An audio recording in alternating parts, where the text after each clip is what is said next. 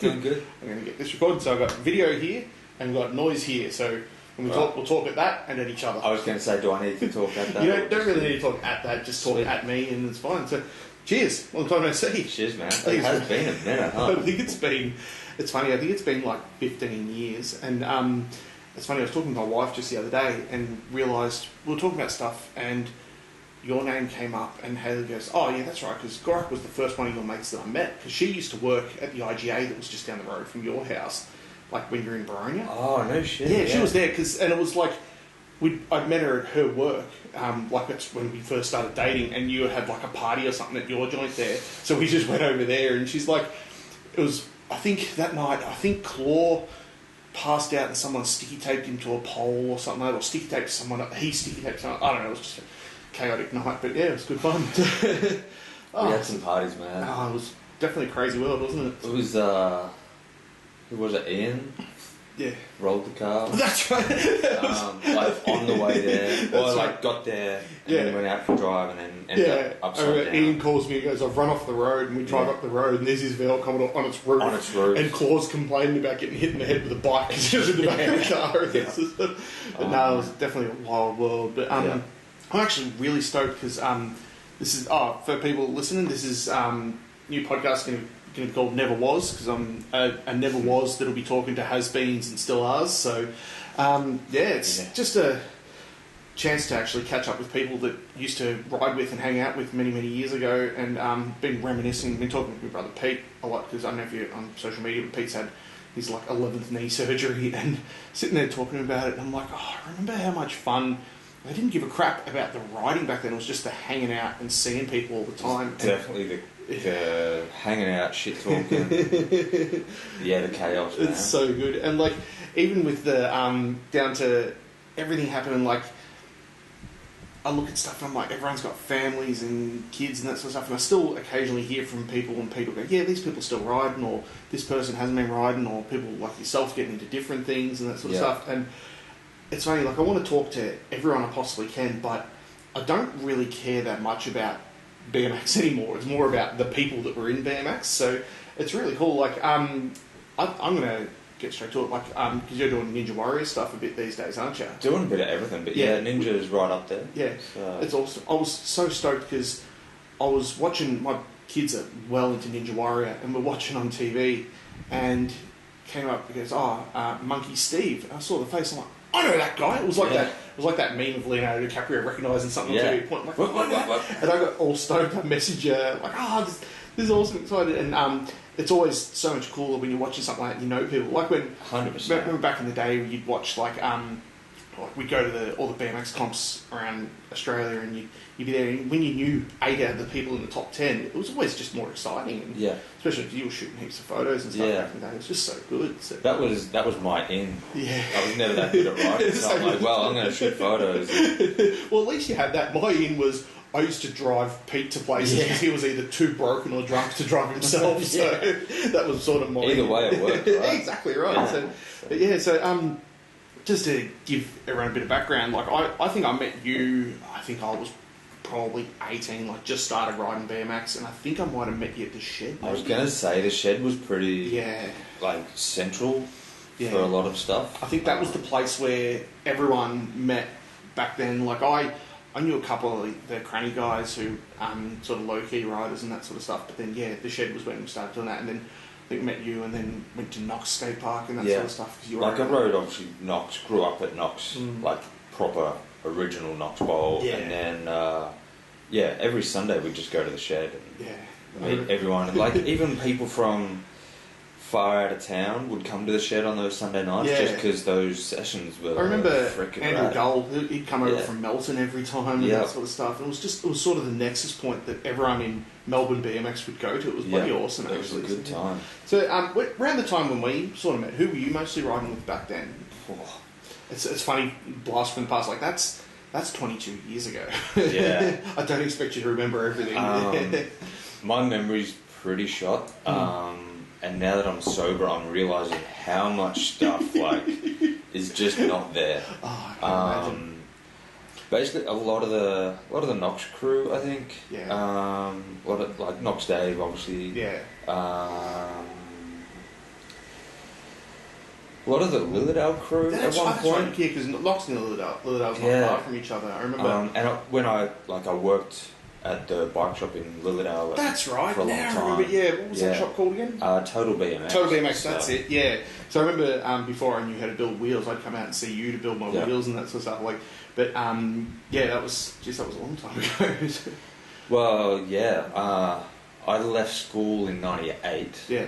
To start working in a bike shop, which is when I got heavily into BMX, because that bike shop was near Knox Bowl, so I rode my bike to work, rode Knox Bowl on lunch break, before work, after work, dislocated one of my fingers, I can't remember which one, on lunch break, and sort of rode back to work and had a look at my finger, and I think it was the accounts lady said, "Oh yeah, you dislocated your finger, so we'll just put it back." And no, that's good. Yeah, I remember it was just '98. It was so good back then. I remember because I don't think you were into photography much when we first met, but I remember you getting into it pretty heavily, pretty quickly. I don't know if you'd already started shooting some shots back then, or so. The story with that was there was one time at the shed. I was like, would have been very early 2000s, maybe, like, I think I was with Ruth, who's now my wife. Yeah. 14 years today, married, by the way. Oh, today, congrats. You did your wedding anniversary. Well, we spent a day together and did dinner and stuff, so... she's probably stoked to kick back and relax and just chill out. Yeah, 100%. Oh, crap. Oh, no, it's a few days from my wedding anniversary. I completely didn't even think of it. So I'd been with Ruth for a little while, but was at the shed and was trying a fakey wall slap on one of that wall, little quarter with the wall. Oh yeah, I remember the one. Yeah. Jeans got caught, sent me to the back, kept trying to land the trick, couldn't land it, was in a heap of pain, drove home, and then 2 weeks later went to the hospital and worked out that I broke my back. That's right. I forgot about that. So yeah, I mean, like, it was just a minor crack, but it was enough. But it's your back, like a minor crack in your finger, whatever. A minor crack in your back, it's still your back. So. So it was pretty bad, but because I wasn't allowed to ride, I basically figured I'll just pick up a camera. Yeah, that's right. No, so it was about 2003, 2004, maybe. Yeah, no, that's good. Maybe. Yeah, because I remember, because I think you might have. Did you come on? Oh, you might have come to some of the Canberra Act Jams. Yeah, that's right. Because I remember you shooting photos of those, and I sort of wound down my interest in BMX sort of 06, 07. So it was a good few years of like us all just travelling and around. But I remember just crazy road trips back then and that sort of stuff. And it was just, I don't know if you ever stayed at the Backpackers in Canberra. We were there getting kicked out. And I don't think there was ever a time where we actually stayed there. Like we'd go to stay there for 3 nights and actually got to stay there for 3 nights. And we'd always end up having to go crash on Wallace's couch or something like that because someone would get booted out. It was just madness back then. It was always a good time at that joint. It was. Definitely was a lot of fun. And you had your own shop for a bit, didn't you? I did. Yeah, that's right. Riding Way. That's right. It was mostly in Bentley East, but then moved it to Hughesdale. So like, I think it was literally a K and a half away. Yeah. So, or 1.6K. It was an exact mile. Yeah. Awesome. So bit of fun. I think that was actually around the time I had my motorbike shop. I remember. Yeah. Because I remember we both did stuff at the same time and like decided to just jump in the deep end. And do well, that's where you learn to swim, right? Like, well, that's where the magic happens. Exactly. You jump in and learn to swim. So, dove in and basically that shop kind of just fell in my lap. A friend started it, something happened, and said, "Do you want this shop? It's yours if you want it." I said, "Yes, I'll take it." So I went from working a shitty casual job, shitty casual job, to owning my own shop within 2 weeks. Jesus Christ! Yeah. So. It's a steep learning curve, isn't it? Yeah. Well, at that point, I'd been in the bicycle industry for, I think, 14 years. Yeah. So I was like, oh yeah, I know everything. I've got this sorted. Walked into the door, and I'm like, oh man, there's so much I don't know. So exactly. It's like taking the leap from watching heaps of movies and loving watching movies and then trying to make your own movie. It's the same sort of leap. 100%. Yeah. So how long do you have that for? Just shy of 7 years. Oh, geez, that's awesome. Yeah. So, and it was only shut it because a really good opportunity came up and was able to break the lease really well. Perfect. So, yeah, that's good. That was like me towards the end. I just had too much going on in life, and I'm like, I need to get out, and found a way out. Had someone who wanted to buy the business at the time, and I'm like, I need out. Mostly for clarity in your mental state, because your mental health is more important than just about anything. Mental health, I reckon, is more important than physical health these days. Like 100%. It's just. Well, that's why I don't work anymore. Oh, really? Yeah. Quit full-time work at the end of 2019. Oh, okay, good. Just to be a stay-at-home dad. Get my stuff sorted. Get your brain in check. It's the most important thing, especially like. How many kids you got these days? Just one. Just one. Still just one. Happy with one. How old is she? Going to be 13 this year. So high school this year. Yeah. So that's the thing with that sort of stuff. Like, you work and money and that sort of stuff, but as long as there's some way of providing, but as long as your mental state is intact, like you got to do the right thing for kids and family. That's the most important thing. And that was like me. I had a lot of struggles when I had my shop. Just same sort of thing. I'd been in the motorbike trade for by that stage 12 years or whatever. And I'm like, I know everything. I'm going to run my own business. And I had 5 years of that. And I honestly reckon that 5 years aged me about 20 years. And then I had to get, like, it was good. And it was some of the most fun times of my life. Like, I don't know if you ever came out there when we had the spine ramp in the shop. I never got to, I think I may have seen it once. Yeah. Like, actually, we had so much fun. We had the craziest, most ridiculous times there. But then the actual reality of it you'd come to the end of the month and you go, yep, cool, paid all the bills, had heaps of fun and that sort of stuff. I'm like, I have less money now than I started at the start of the month. And then you have another good month and you go, this is awesome, I'll do this forever. And then you have a couple of months that are hard. And I had, like a lot of competition came on board. Like I sort of got into, it was mostly the online stuff. Yeah. And a lot of the big shops around Australia got into that market as well. And where I'm coming in with a budget of hundreds of dollars towards advertising, they're coming in with hundreds of thousands of dollars worth of budget towards advertising. I just couldn't compete. And and you just got to do what's best for your mental state. Like, geez, I remember I got out of it and I started driving cranes for a little bit. I had to just do something that I could completely switch my brain off and just not think for a little while. And just got to do that. But it's fine. Yeah, mental health is huge. Yeah. Sorry. Very much. Nowhere near enough time sort of spent on that with a lot of things. So I think it's the Aussie mentality of just suck it up, just deal with it, and that sort of stuff. And like we've all known a few people that have gone to the worst end of that spectrum, like a couple of BMXers that have committed suicide and things like that. And it's horrible and horrific, and even some of them that have had like seemingly the world at their feet. Like when Dave Mirra committed suicide, I didn't know Dave Mirra personally, but like Pete knew Dave Mirra because he'd ridden for Hara on stadium and stuff, and thinking this is a person who has everything he could possibly think of. Like, he's had his own bloody video games and that sort of stuff, but the mental health didn't keep the mental health in check, and he would have had CTE for sure. Like the 100%. The head hits. Like I remember, I was never a great rider, and as I said, like yourself, we just rode for fun and things like that. But the amount of times you'd hit your head, and I can remember KO myself a couple of times at least, and to think, geez, KO'd myself riding mediocre, and then I look at people like Pete, my brother, who's had 11 knee recos, and Pete's hit his head hundreds of times. Like I remember him braining himself on the spine ramp at Monster Skate Park and one of the big comps up there, and knocking himself out cold. And then remember, I think Gootler's struggling a bit with a bit of mental health and that sort of stuff. Like I remember seeing him crash and knock himself out, and he knocked 9 teeth out and that sort of stuff. And you go, it can't be good for us. We all used to ride no helmet or just a skate helmet and stuff. And at least these days you watch a lot of riders, and especially doing the big crap, like they're wearing full faces and stuff. Got the proper stuff on these days, which is good. There's a lot more knowledge about it. Yeah.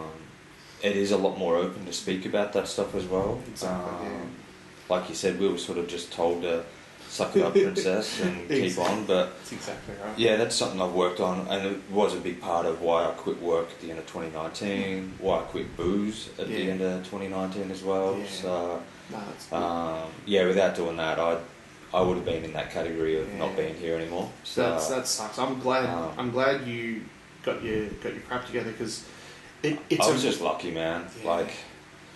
I was able to recognise it and then work on it. And I've actually just put out a T-shirt recently that's "Don't bottle it up." Oh, also so it's a broken. If you think of those little ships in the bottle. Oh yeah, it's a broken bottle with the ship sailing out. That's cool. And don't bottle it up. Well, what I'll do in all the show notes from the podcast and stuff, I'll put links to all that sort of stuff if you've got things like that for sale, because I love that sort of stuff. And that's the thing. It's just a good solid message. Yeah. Because what helped me get through it all was just either writing it down, or speaking about it, telling friends about what I'm thinking.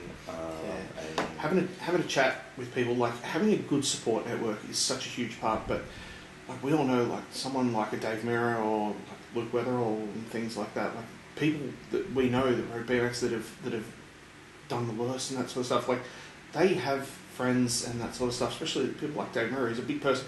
He could have afforded the best psychologists in the world, the best psychiatrists, the best doctors, and that sort of stuff. Still didn't help. So being able to like confront your demons yourself, and I think. Sort of digressing a little bit, I talk with my wife about this because she studied psychology and that sort of stuff, and we talk about it. I think people can't be helped unless they're willing to help themselves. You might have the best help in the world, the most expensive doctors and that sort of stuff, and all these medications, and SSRIs and other medications, that's another story as well, but you can have all that, but if someone doesn't want to help themselves, and that's why I'm really stoked and really glad that you made the decision yourself to try to look after yourself, because do these things like that. Well, that was it. I went and seen a whole bunch of psychologists and got halfway through a few different diagnoses, and it just wasn't working for me. Yeah. But I didn't understand why, so I just needed to figure out why. Yeah. And quitting booze, that was I'd seen a few things and got told a few times that I should possibly look at quitting that, but I couldn't do that unless it was for myself. Yeah. I had to make the decision for me to go, alright, I'm out. And that was only meant to be a year, and then life without booze is just so much better for me. So, well, that's fair enough. See, you're preaching to the choir there, because I've never been a drinker, so it's easy for me to sit back and go, people should just not drink, blah, blah, blah. But, me, I've never been anti-drinking. Like, look at my brother and my mates. So they drink more alcohol than pretty much anyone I've ever seen. Yeah. But for a lot of people, their mental state is fine, but I also see people my age, like I'm 40 now, and I see people my age that are 10 years older. Yeah. I'm like, you drank and smoked your entire life. Like, what do you think's going to happen? It's like, that's on the outside. Imagine what the inside's like. Yeah. And, but a little bit contradictory, because I could lose weight and that sort of stuff, and that's probably not great for you as well. But the whole, for me, I think a big reason, there's sort of two main reasons I never really got into drinking in the first place. First one was, I was a few months older than most of my mates, so I managed to... Sorry, go do it. Good work. Yeah, I was sort of a few months older than a few of my mates, so I ended up being a designated driver, so that was one of the reasons. But also, I'm a bit of a control freak. I've always been a real control freak. And a couple of times when I was like 17, 18, had a couple of drinks with mates, but starting to feel that not being 100% in control thing, it wasn't feeling sick from too much alcohol. It was like a motion sickness kind of thing. I think losing control even slightly and not being 100% in charge of my faculties, I really didn't like it. Like I felt genuinely sick really quickly after like a couple of drinks. I've never been completely drunk or anything even when I was a kid, but so I think I sort of worked out at a young age it wasn't really my thing. And I've seen some people who their lives have gone so far off the rails because of drink, and like obviously we've seen people's lives go off the rail because of drugs and that sort of stuff, but I think the hard part with alcohol is it's not just accepted, but like I was the weird one. Like when we go places that like, do you want a beer? I'm like, nah, I don't drink. Then people look at you like, what the hell's wrong with you? And but same as discussing mental health and that sort of stuff, it's a bit more accepted. Like there's a lot of people out there now who don't drink, and it's not even a thing these days. It's not a thing at all. It's so much easier. It is, sometimes I've been out to pubs with friends and there's literally no option other than Coke for me. And it's a bit like going to KFC and expecting to find a salad, a non-meat option or whatever. But there are a lot more alcohol-free beers and stuff coming out. But it's it is a lot more acceptable. Accepted, rather. So, exactly. See, I think for me, like, I've always just drank water and milk. It's not too bad, but yeah, when you go out places and like if you're like, I don't really drink Coke or anything these days, but when I'm out places, even now, still, I'll sometimes get a Coke when I'm out, purely so you don't look like the weirdo. Like, honestly, I remember a mate of mine said a while ago, we were at a pub, and I was standing there with a glass of water. He goes, "You look like a sex offender. You look like you're standing there waiting for everyone else to get drunk or something like that." I'm like, "Oh, Jesus Christ!" So, but yeah, it's much more accepted. Also, especially these days for me, I don't go to pubs. I haven't been to a pub for, I reckon a dozen years, except for if it's someone's 40th or a box party or something like that. Like, I don't really go to pubs, so I'm not really in the situation where I need that. But then the other night, I caught up with Pete, because he's just had his latest surgery, and went around there, and a couple of mates were around there, and they're drinking and that sort of stuff. I'm sitting there, and I'm like, I still, even these days, like, I'm 1,000 years old and I've been non-drinking forever, but I still feel awkward when everyone else is drinking and I haven't got something in my hand, so end up having water anyway. But, like, none of my mates, these are all mates that I've known since I was a kid, so they don't expect it or anything anyway, but still, to this day, I still get the occasional person when we're out somewhere, "Oh, you don't drink? Oh, that's weird." It's just... It's really not. It's not at all. So, But, bit of a change of pace conversation. So, as I said, one of the reasons I wanted to get back in touch with you is I saw you on Ninja Warrior, which was really cool. How'd you decide to start getting into that? Like, you've always been fit and active anyway. I've always... I think I've always watched the TV show, so it's been on as the Japanese version for years. Sasuke or whatever it's called. So I've always watched that and thought, that's cool. I like that. Just doing basically dumb shit. Like BMX. But exactly, it's like BMX without BMX. On pull-up bar, essentially. And then when I was at my shop, ended up going to a gym, getting into fitness and a lot more into fitness and weights and stuff. Then I saw the TV show come out and I'm like, oh, sweet, I'll put my hand up, and awesome. After a couple of goes, got on and did pretty well. That's awesome. So. No, it did really good. Did you get through the semis? Got through to the semis. Yeah, that's right. I was actually the first up the wall in that season. Yeah, so, in the 2020 awesome. season. Like, so. I was stoked, and as I said, my two oldest, they train at Reach Gymnasium in Pakenham. They're doing it there, and they love it. And, like, they're 9 and 7. They're not doing anything crazy, but they absolutely love it. And I remember us sitting there watching it, and we're all rooting for you and that sort of stuff. But it's funny, like, I haven't followed a sport or anything like that pretty much since we were all riding BMX, and you'd watch the X Games when it's on TV from the States, and that's back in like the Dave Mirra, Dave Asado sort of days and that sort of stuff. And or you'd watch, like, sometimes they'd televise some of the Aussie comps, like there was comps at Mazda Skate Park in Sydney to get televised and that, and you'd be like, oh, these are our mates, and you do that. But even though, like, besides yourself, I didn't know anyone else who was doing Ninja Warrior, but everyone in my family, like, we love watching it, and you're rooting for Charlie Robbins and Ashley Herbert and all that sort of stuff. And it's so cool, I think, because unlike team sports, it's an actual individual person that's doing it. You feel, even though I've never met any of these people, you feel like you know them because you've seen them over the past couple of seasons and few seasons and stuff. And then when you're on it as well, like, my boys, they love Ashley Herbert and a couple of the other guys. But then because, like, they've never met you yet, but through me, they, like one step back, they know you through me, so kind of, even though they haven't met you, they're, like, excited about that. And it's good to have that. Like, I haven't had that kind of feeling since the BMX days. Like, well, there's a lot of parallels between it, between the two sports. It's sort of almost the outsider sport, or outsider sports. A little bit different, not the normal. It's a break from the monotony. It's not just basketball or footy or something. And you can, like you said, it's an individual sport, but you can sort of add your own flair to it. Exactly. Like Ashland Herbert, he's super calm and doesn't give a fuck, but still just crushes the course. He's an animal. Like, it's funny. We were commenting, like, you look at the size of his hands and you go, the hand strength and grip strength that he must have, and like you yourself doing it these days, and that's just like the grip strength you got to have for that must just be insane. But it's It's funny, like it was true in wheels. That's my. I've said this because I build a lot of moto wheels. And same sort of thing. Like it definitely builds up your hamstrings. You end up getting like these little muscles in between your thumbs. Thumb muscles. It's good for massage. Massage. Yeah. It's funny because I still talk to Fink quite often. He's up in Queensland these days, and he's killing it with drifting. And he said like I've listened to a couple of podcasts, him talking with some other people, and also just talking to him about it in general. He said BMXers transitioning across to drifting, it must be like a bit of a spatial awareness kind of thing. And I feel like a lot of BMXers, we know like Dean Manson and that sort of stuff.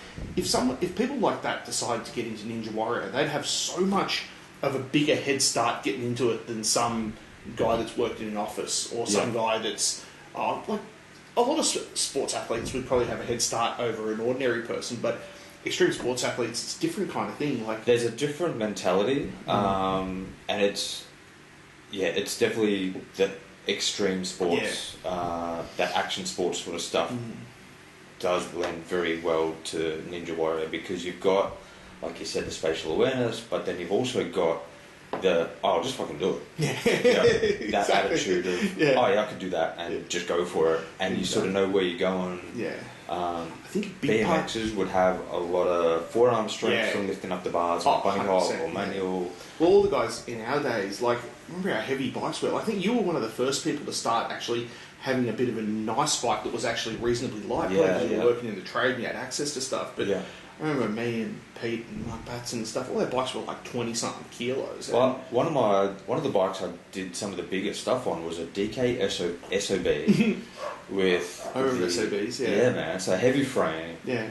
Massive hubs with 14mm axles, 4 pegs, the Alex triple wall rim. Yeah, I remember those, 12 gauge spokes. 48 spokes. Yep. Yeah. And what were the other things? Yeah, like the big block stems and things like that. Yeah, everything. 415 chains. Yeah, that's right. That's right. Because I was working at the motorbike shop and I sold a lot of our BMX mates the 415 motorbike chains and 4416 gear. Yeah, we were running the moto chains and we had Haro grind discs that we ground out the inside so the 415 chain would clear. And I remember Mark Batson even had, to the extent where he had 1.75 tyres with the beads cut off, stuffed inside 2.1 tyres, just for the pinch flats. And because I remember you'd ride places and you'd be riding the street and you'd hop up a few stairs and if you clip a step you just blow a tyre out and just to prevent that. But it's funny, like I caught up with actually it was at my 40th, had a little bit of a low-key 40th and just invited a few mates to it, and there's a photo of me and a few of my mates there, and a few of them are ex-BMXers and like Pete and that sort of stuff. Yeah. And I showed some of the guys at my old work, I had a photo of 40th, they go, they've all got big arms. And it's like, it's because of BMX. Everyone had to be strong back then. And don't get me wrong, like I know that... Wait, what's happened to me then? But no, if you're lean, you have to be. Like, you couldn't be a wombat like me doing Ninja Warrior stuff. It's not going to work. There's like, there must be like 50% extra strain on your body with 50% extra weight. And 100%. But that's the thing, like, you still have that grip strength. And like, I look at modern BMX kids and they all look like they're made out of pipe cleaners. Don't get me wrong, a lot of the top riders, they must still have some pretty phenomenal strength, but having a 10 kilo bike's got to be a lot different to a 20 kilo bike. Definitely. I think the style of riding, like I just picked up a bike the other day because my oldest is racing BMX. Yeah, right. I still have like an old Colony MVP with like a free coaster and stuff. So I went and got a Division complete bike. Yeah. And I'm riding it and it's got these big fat tyres but it's really light and it's got a straight cable and nothing rattles or anything like that. And it's just so easy to ride. Like, I was never a great bunny hopper, but I'm hop 180 and things like higher than I ever have. And I'm like, did I just not know how to ride back then? I'm like, no, I honestly think it's the bike. It's like it's almost cheating when you ride it. And like you ride a modern race bike, like my boy's DK race bike, it's all aluminium frame and stuff. I think he's an expert frame, so he's 9, but it weighs like 9 kilos. It's so light, and it's not even like it's a fancy one. Like, I didn't want to get in one of these monocoque shaped frames. I wanted something that looks just... I'll show you after. Yes. It's like just a traditional black frame. It looks like if it was green, it could pass as General Lee. If it was orange, it passes as General Lee. It's just a real traditional frame because I'm like, nah, if you could have a BMX, you're having a BMX that looks like a BMX. Be a BMX, right? Yeah. It's not a spaceship. Yeah, exactly. And even then, it's still insanely lightweight. And you just look at it like I changed his back tyre was a bit worn out. I'm holding the back wheel, and I'm like, this weighs nothing. This weighs the weight of an old school tyre. It's just crazy. And it's a race bike, but the freestyle bikes these days. Like I look at people hopping stuff. You see clips of Garrett Reynolds and stuff like bunny hopping over crap, and there'll be a drop, like 8-10 foot drop to flat. And I'll look at it, I'm like, I remember one of the only people that was doing drops to flat like that in our crew would, you think, he'd do a big gap like a Gungahlin gap, like 30 feet distance over to flat, and he'd snap head tubes off frames and that sort of stuff. Well, you see people doing it now, and they'll do it over and over, and you go, how are they landing like that? And then I was talking to Pete about it. He goes, the tyres these days are so big and fat. He goes, it's almost like you've got an inch or two of suspension. And it's just, everything just used to be so harsh on your body and the bike. You'd run 100 PSI in your tyres, and these days they're like... Ruth will, hear me coming before, if she sees me in the shopping centre or whatever, because she hears my ankles click. It's like, there's Steve, he's coming up. Because my ankles just click. It's funny, I'm quite lucky because I haven't had too many big injuries. I think, Pete has had enough injuries for our family to... And a few others. Yeah. And sorry, my wife was just calling me. I think she's trying to work out what I'm doing. I think she's on her way home now. Nice. But just in the garage playing talking radio with my friends. But we just sort of get so used to being injured, him being injured and me not being injured, and then I'm actually quite lucky because I'm 40 a couple of months ago, but I get up and I can move fine. Everything still works and stuff like this is really good. Occasionally my neck will crack that was from a snowboard crash, but my elbows crack because we all had swellbow. You'd have you'd belt your elbows all the time, especially when I started riding the street and stuff. But even I was talking to Zach Masasa a little while ago, and he got back on the BMX a little bit and he broke his knee. He broke it. Didn't blow his knee out. I think he actually broke the patella or something there, and he was messed up for a while. And I'm like, and he was an animal of a rider, and he touch wood never broke himself off too much when he was younger. But something like that happens. And the thing is, these days everyone has jobs and mortgages and that sort of stuff. You've got things to provide for. You can't necessarily do that. But then you get people like Pete blew his knee out this time on a dirt bike, and he wears knee braces and stuff. It was just and I was talking to him about it. It was a really basic crash. It wasn't like he was doing anything stupid. And this reminds me of one thing I was going to say before. We're talking about Ninja Warrior with the with BMX and with drifting and that sort of stuff. I think a big part of why extreme sports athletes would be able to transition to Ninja Warrior stuff quite well, I think, is the precision. I was talking about this. I was talking about this with my father-in-law. He's a champion, and he's always been into basketball and football and stuff. And AFL Grand Final was on TV a while ago, September one year, and someone was standing in front of the goal. They're probably 30 or 40 metres out from the goal, a little bit off to the side, but not too far off. They're standing there, and they've got a free kick, and they're walking up towards, and they kick it, and someone jumps up in front of them, but they're far back enough they're not going to smother it or anything. And it went through for a point. And I said to him, that guy should never be allowed to play football again. I'm like, his job, he's probably paid a couple $100,000 a year, more than we'll ever earn in a year, to play football. He's standing there directly in front of the goal, maybe 15 degrees off to one side, and the sticks, it's not like they're 2 feet apart, they're probably, 15 feet apart or whatever, and he completely missed. And my father-in-law, he goes, he's under pressure because it's the grand final stuff. I'm like, I don't care that he's under pressure. It seems quite embarrassing that they can be his kicking angle must have been 20 or 30 degrees off where he wanted to go. I'm like, his job is to do that. Whereas his job, whereas doing Ninja Warrior, I see when they'll guys are doing a big lachey across a gap. I'm like, if you're off by half an inch, you're in the water. Or worse, you're smacking your face into something or whatever. And same with BMX. You watch someone even just 360 your spine. If you're 2 inches further out, you're going to land just about flat. Or if you're 2 inches back, you're going to case really hard and go over the bars.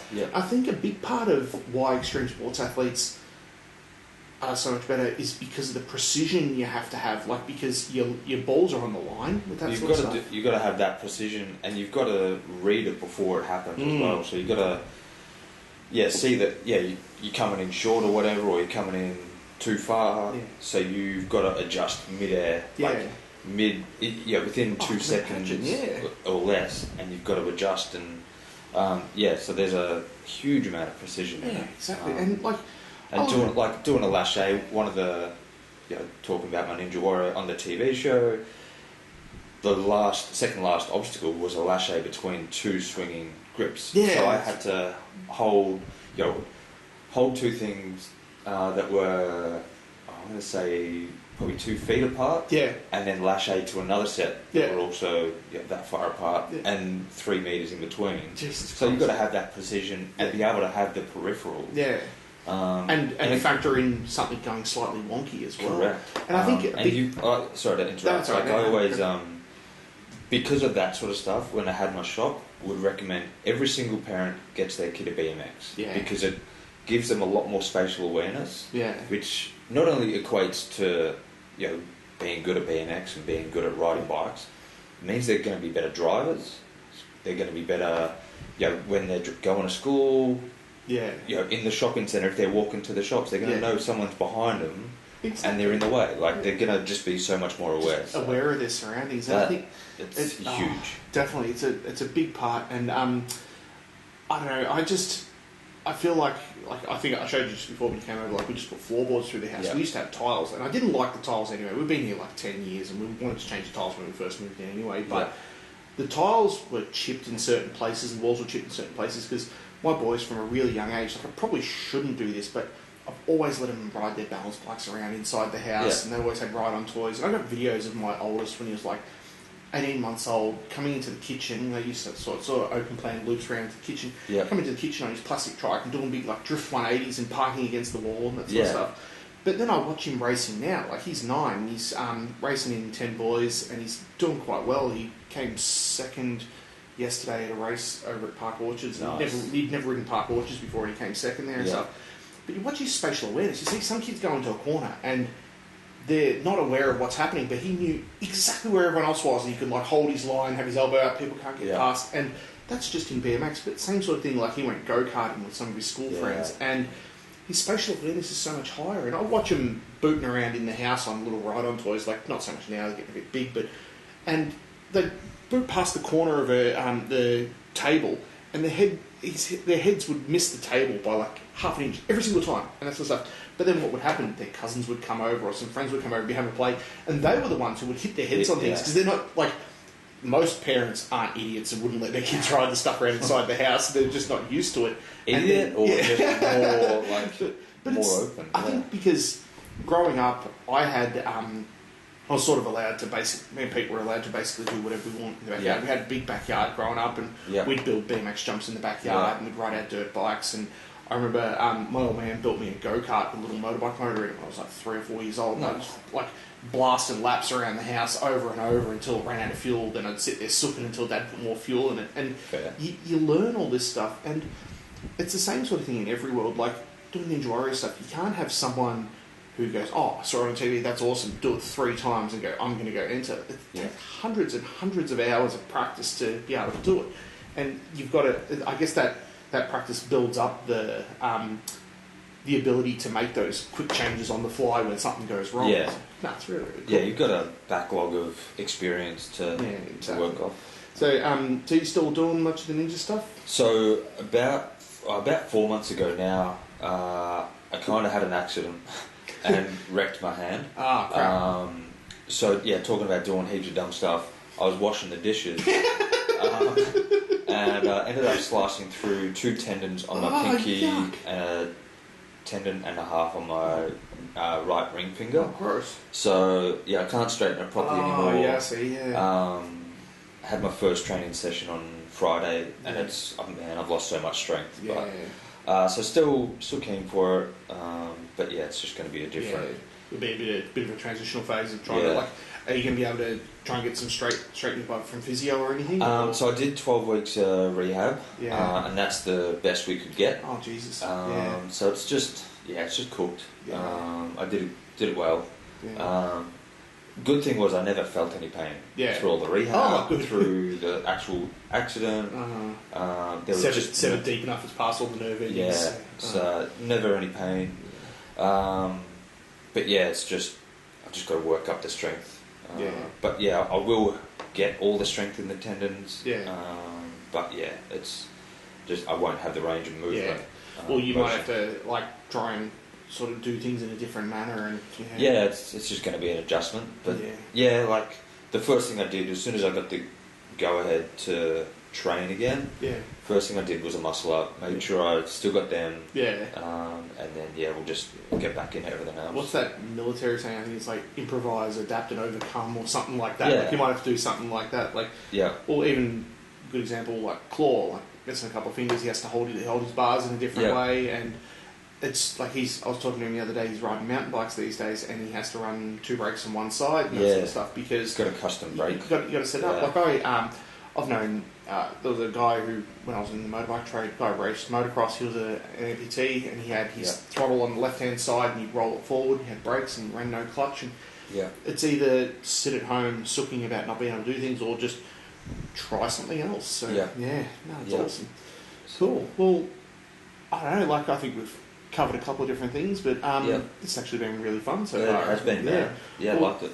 What I'll do, like, I'm actually really glad I've had like a guy I've been mates with for a really long time. And granted, haven't seen you for the last 15 years, but been mates with for a long time on this because, like, I'm happy to have you on again one day soon as well. But I think it's going to be really fun, and there's definitely lots of stories we could go on. We could get deep into the mental health stuff. Write a lot of stuff about that. So that's awesome. There's plenty of things out there. That's the good thing about something like this. Like podcasts these days, it's so the barrier of entry is so cheap and easy. Like as I said, I've got some microphones and then the basics of some recording crap, some software. And go, all right, let's just do it. And the best thing is, you live 10 minutes down the road from me. If I have another time, I can message you, say, hey, Gorak, come over, let's do this again. And no, it's really good. The best thing about this is just being able to open up the dialogue, and I might get some other people on there, might have a little group chat, do whatever. It's awesome. Right, something for a bit of fun. So, it's awesome. Good. Like we said, BMX was always about the chat. Yeah, it definitely was. Like, it's funny. I think back to a lot of road trips, even little road trips, like when we just stay within Melbourne and just go to different places or go to different jams and that sort of stuff. Like, a lot of it was just seeing the people there. Like, you get there, you're not too stressed about the actual riding. You just seeing people. It's the best. Well, like on that, we sort of bring it back into the podcast, but a bunch of CDs fell out of my cupboard the other day. I was like, oh, what the hell's this? Went through and found a stack of old photographs from 2006, awesome. 2005 and 2006. That's awesome. Talking about Fink, he had a jam at... Warragul, maybe? No, what's the one, the big bowl out at Epping? Oh, yeah, Epping, yeah. Had a Epping jam, and there was, far out, there was some ones of Bendigo jam. Oh, wow, Jesus Christ. I lost a lot of photographs from that era when a hard drive of mine crashed. Oh, that's the scary part of digital stuff. So, so I lost a lot of that stuff. Yeah. But I've still got a lot of photographs and go through them every now and then. I'm like, far out, BMX is rad. It's so cool. It was just, like, don't get me wrong, I know BMX is still awesome. It's probably more awesome these days than it ever was. But I think back then, because we were kind of almost the outcasts, like a lot, you go riding street and people are like, what the hell are you doing here? Like, they didn't get it. Where now, I think it's a bit more accepted, and with like freestyle being in the Olympics and that sort of stuff, like people see it, they go, do you know Logan Martin and that sort of stuff, which it's awesome that things like that are getting so big now. But I think it loses a little bit of its underground. It seems like it's lost a little bit of its underground aspect. Like, don't get me wrong, there's a little bit of its soul, but like, don't get me wrong, I know a lot of the street riders are still very underground, probably very hated in the community for destroying ledges and stuff still, but that sort of stuff will never change. But it's I remember even BMX back in the day, again, this is what's good about podcasts, not having any structured format, bouncing around, but just thinking about like BMX back then, to be able to see new stuff. Like, you'd have to wait for a new props video to come out, or like even before props, remember the 20-inch videos and that sort of stuff. And like, it's funny just thinking now, like, all my musical tastes now are still heavily influenced from back then. I remember watching the 20-inch videos and going, what's this band? Give the credits to the end, you go, Deftones, this is awesome. Like, going to Sanity or Brash's music and like buying back then like a tape or a CD of music and that sort of stuff. And I think BMX was its own unique little world. And don't get me wrong, I know a lot of sports, especially like in the 90s and 2000s, sports people were into, their whole world revolved around that. But it really was a thing, like, you'd go on a road trip and every CD that people would take, or mixtapes even before CD players, it was all just songs from Road Fools and things like that. And Dave Mirra.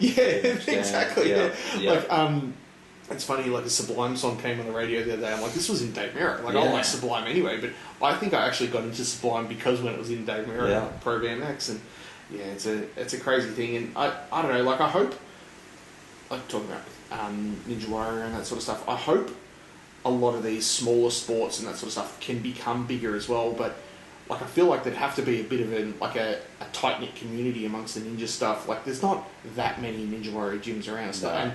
But the good thing with that stuff is you can do stuff in there almost like street riding with BMX. And like I wonder what will be the next thing that we set, because obviously BMX